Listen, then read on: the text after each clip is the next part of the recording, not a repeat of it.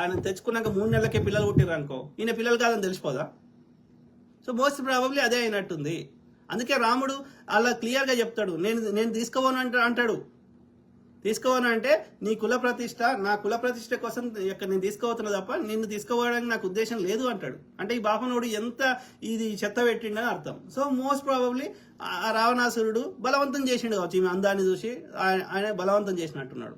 So ఆయన ద్వారా ఇక గర్భవతి అయిన భార్యను తెచ్చుకున్నట్టున్నాడు. అందుకే ప్రజల కోసము ఆ యొక్క అగ్ని పరీక్ష తొక్కాతోలు, ఎందుకంటే ఈ యొక్క మళ్ళా వీడికి తెచ్చినాక మళ్ళీ తలకాయ నొప్పులు ఎందుకని అని తెచ్చుకున్నాడు. తెచ్చుకుంటే వాడు కూడా అన్నాడంట. అన్నందుకు ఏం చేసాడు, తీసుకుపోయాడు, అడవిలో వదిలేసి వచ్చిండు. ఇక ఈడు నా పిల్లలు కాదు, ఈడు నన్ను తీసుకోవడు అని అర్థమైనాక ఏం చేసింది ఆమె, ఇక ఈ అడవిలో ఎన్నేళ్ళు ఉండాలి, భర్తకు దూరంగా, వాడు భర్త కాకుండా ఇటు ఎవడు కాకుండా ఎన్నేళ్ళు ఇట్లా ఒంటరి బతకాలి, పోనరా మీ నాయన దగ్గర పోను కానీ ఆమె పోయింది, ఆత్మహత్య చేసుకున్నది. సజీవ సమాధి అయింది. సో భూదేవి వచ్చి ఎత్తుకుపోయిందని మనకు చెప్తారు.